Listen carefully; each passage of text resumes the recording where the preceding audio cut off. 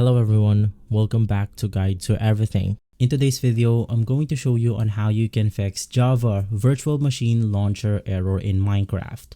So the simplest way to fix this problem is to go ahead and launch your launcher in the administrator mode. Now this is the first step to do this. You just want to click on the start menu or the Windows logo, search for your launcher, and from here you then want to click on the run as administrator on the application itself. This will then go ahead and open the application in a different format or with the administrative functions. From there, we then want to update our Java. Now to do this, you can just search for Java on the applications right here.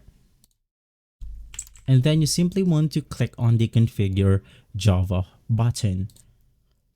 Simply inside this page, click on the update, and then you want to click on the update now button.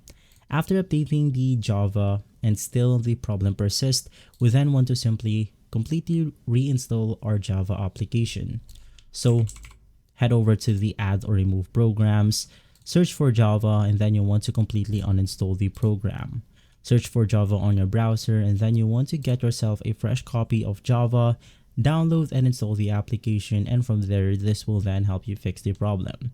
If this video has been helpful, leave a like, subscribe, and follow Guide to Everything for more videos like this. Thanks for watching.